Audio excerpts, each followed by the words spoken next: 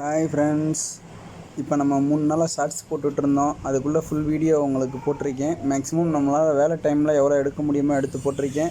இன்னும் அடுத்தடுத்து பண்ணுவோம், ஏன்னா கொஞ்சம் அர்ஜென்ட் ஒர்க்குன்றனால இதை கொஞ்சம் டைம் ஆயிடுச்சு. ஃபஸ்ட்டு எடுத்தோன்னே பார்த்தீங்கன்னா, நம்ம நூல் அடிச்சிட்டோம். டேங்க் வைக்க போகிற இடத்துலேருந்து எங்கிட்ட டெலிவரி வருதோ, டெலிவரின்னு எடுத்துக்கிட்டிங்கன்னா அந்தந்த ரூமில் போய் சேர்றதுக்கு பேர் தான் டெலிவரி. பாத்ரூம் ஒரு டெலிவரி, கிச்சன் ஒரு டெலிவரி, கிச்சன்லேருந்து இன்புட் எடுத்து வாஷிங் மிஷினுக்கு வச்சா அது ஒரு டெலிவரி, வாஷிங் மிஷின்லேருந்து அக்வா மிஷின் வச்சா அதுக்கு ஒரு டெலிவரி.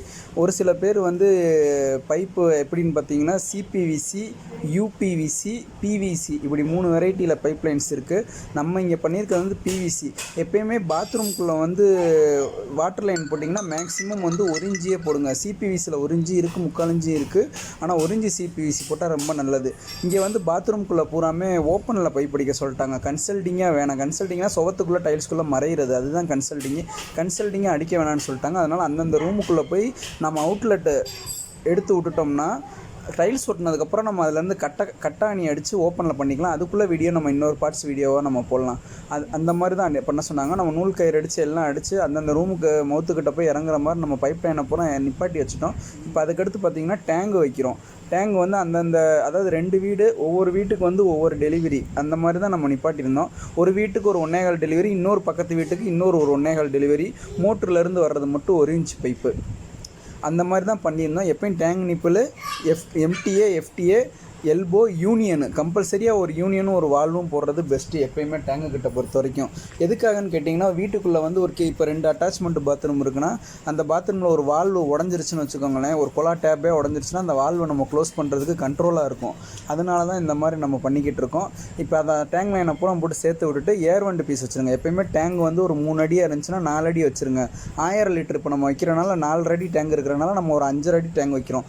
ஏர் வண்டு பீஸ் 100% தூக்கி தான் ஆகணும். ஏர் வண்டு பீஸ் தூக்கினா மட்டும்தான் நம்மளுக்கு ஏர் சர்க்குலேஷனில் தண்ணி திறந்தோன்னா, சில வீட்டிலனா அந்த பிரச்சனை வரும். குழாயை திறந்தோன்னா ஃபஸ்ட்டு காற்று லேசாக அதுக்கப்புறம் தண்ணி வரும். அந்த மாதிரி பிரச்சனைகள்னால் இல்லாமல் இருக்கும்.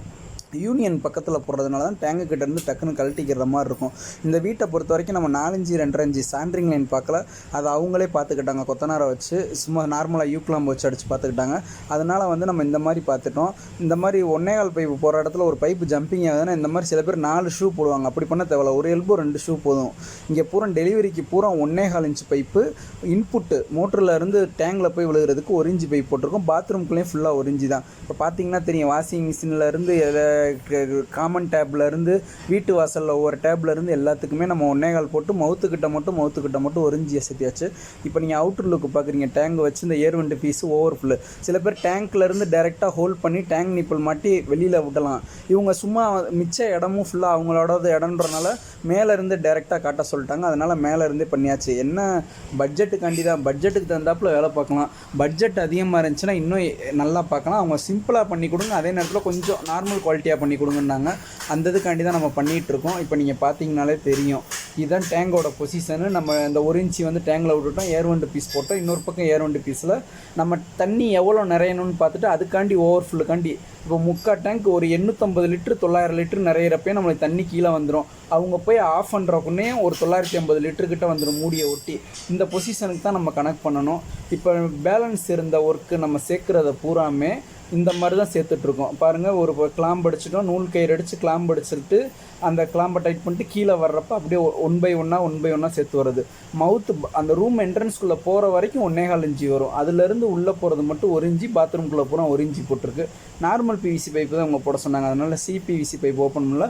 இதுக்கடுத்து வர்றதில் நம்ம புது வீடு கன்சல்ட்டிங் தான் பார்த்துக்குவோம். இப்படி எல்லா இடத்துலையுமே டைல்ஸ் வைக்கிற இடத்துல ஒரு 1/2 இன்ச்சு மவுத் ஃபிட்டிங் வெளியில் இருக்கணும். சில பேர் இப்போ மேக்ஸிமம் பேஸ்ட்டு போட்டு தான் ஒட்டுறாங்க. அந்த பேஸ்ட்டு போட்டு டைல்ஸ் ஒட்டினா அந்த 1/2 இன்ச்சு கணத்துக்கு மட்டம் கிடச்சிரும். மட்டம் கிடச்சதுனால எக்ஸ்டென்ஷன் நிப்பிள் போட்டு டேப்பை மாட்ட வேண்டியதில்லை. இல்லைன்னா உள்ளே போயிடும் நம்ம மட்டத்துக்கு வச்சோம்னா.